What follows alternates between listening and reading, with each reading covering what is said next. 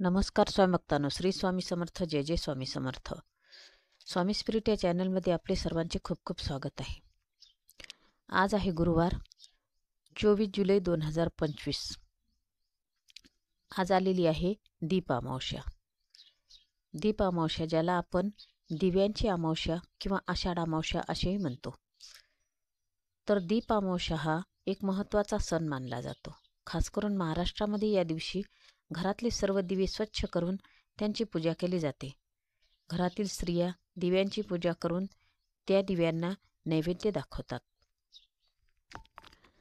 तर आषाढ महिन्याच्या शेवटच्या दिवशी म्हणजेच अमावस्येला आषाढी अमावस्या किंवा दीप अमावस्या असंही आपण म्हणतो. तर बघा, यावर्षी गुरुपुष्यामृत योग सुद्धा आलेला आहे आणि या दिवसावर या गुरुपुष्यामृत योगावर काही उपाय करायचे असतात ज्याने आपलं आयुष्य समृद्ध होणार आहे. तर मी तुम्हाला थोडक्यात दिव्यांची पूजा कशी करायची आणि गुरुपुष्यामृत योगावर काय उपाय करायची ही माहिती सांगणार आहे. तर घरातील दिवे सर्व स्वच्छ करून घ्यायचे. एखाद्या पाटावर किंवा चौरंगावर मांडून घ्यायचे. त्यांना फुले, आघाडा, केना हे वाहून घ्यायचं. त्यांची षोडशोपचारे पूजा करून घ्यायची. ते दिव्यांना नमस्कार करायचा मनोभावे आणि एक मंत्र म्हणायचा. दीप सूर्याग्नी तेजश तेज तेजशा उत्तमात गृहात मत्कृता पूजा सर्व कामप्रदा भव. मंत्र पुन्हा एकदा ऐका. दीप सूर्याग्नी तेजश तेज तेजशा उत्तमात गृहात मत्कृता पूजा सर्व कामप्रदा भव. हा मंत्र म्हणायचा आणि मनोभावे प्रार्थना करून 5 कणकीचे दिवे करून त्या दिव्यांना ओवाळून घ्यायचे आणि घरात गोडाचा नैवेद्य करायचा आणि त्यांना दाखवायचा. अशा प्रकारे ही अमावस्या आपण दिव्याची साजरी करायची. आता या दिवशी गुरुपुष्यामृत योग सुद्धा आलेला आहे. बघा, हा दिवस एकदम खूप महत्त्वाचा दिवस आहे हा. तर कोणीही चुकवू नका या दिवसच्या सेवा. उपाय सांगते तुम्हाला या दिवशी काय उपाय करायचे गुरुपुष्यामृत योग आल्यामुळे. तर अमावस्या आणि गुरुपुष्यामृत हे 2 योग आलेले आहेत. तर संध्याकाळी 4:44 पुनर्वसू नक्षत्र राहणार आहे. त्यानंतर पुष्य नक्षत्र लागणार आहे आणि गुरुवार आल्यामुळे गुरुपुष्यामृत योग जुळून आलेला आहे. पुष्य नक्षत्र हे दुसऱ्या दिवशी 25 जुलैला सुद्धा संध्याकाळी 4 वाजेपर्यंत राहणार आहे. 4:01 राहणार आहे. म्हणून गुरुपुष्यामृत योग आणि शुक्रपुष्यामृत योग असाही आलेला आहे. तर गुरुपुष्यामृत हा योग केव्हाही जरी आला तर तो फार श्रेष्ठ मानला जातो. परंतु यावर्षी श्रावण सुरू होताना हा योग आला आहे, त्यामुळे याला फार विशेष महत्त्व आलेले आहे. तो गुरुपुष्यामृत योगावर काही जर वैवाहिक जीवनातील समस्या असतील तुम्हाला, तर त्या दूर करण्यासाठी फार दुर्मिळ योग मानला जातो.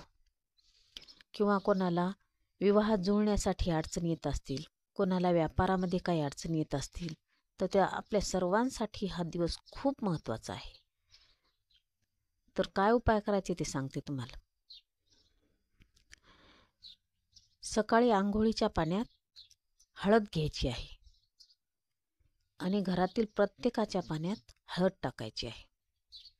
विशेष करून पती पत्नीच्या दोघांच्याही पाण्यात आज हळद टाकलीच गेली पाहिजे. हळदीच्या पाण्याने आंघोळ केल्यानंतर पिवळेच वस्त्र घालायचे आहे. पुरुषांनी सुद्धा पिवळा शर्ट घालायचा आहे आणि स्त्रियांनी साडी किंवा ड्रेस पिवळ्याच रंगाचा घालायचा आहे. पिवळे वस्त्र घालून आपल्या श्री हरिविष्णूची पूजा करायची आहे. लक्ष्मी मातेचे सुद्धा पूजन करायचे आहे.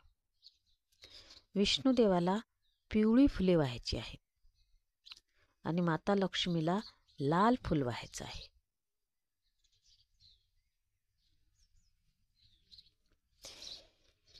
ही खूप प्रभावी सेवा आहे. ही सेवा केल्याने तुमच्या जीवनात ज्या पती पत्नीच्या जीवनामध्ये थोडी काही अनबन चाललेली असेल त्यांचं आयुष्य सुधारणार आहे आणि ज्यांचं खूप प्रेमाने चाललं आहे त्यांचं आणखी प्रेम वाढणार आहे. तर हा उपाय नक्की प्रत्येकाने करायचा आहे. आता व्यापार वृद्धीसाठी काय उपाय करायचा आहे? ह्या दिवशी विशेष करून ज्या लोकांची अटकलेली कामे होत नाहीत किंवा व्यापारामध्ये ज्यांना मनासारखं यश मिळत नाही त्यांनी काय उपाय करायचा आहे?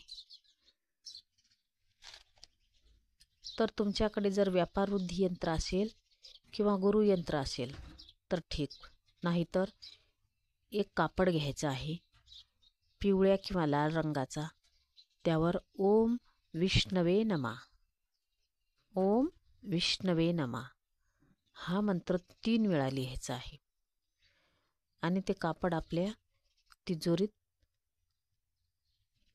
किंवा गल्ल्यात ठेवायचे आहे. रोज त्याला धूप दीप ओवाळून स्पर्श करायचा आहे. त्यामुळे तुमच्या व्यवसायामध्ये फार भरभराट होणार आहे. ज्यांची लग्न जमत नाहीत त्यांनी काय करायचं आहे?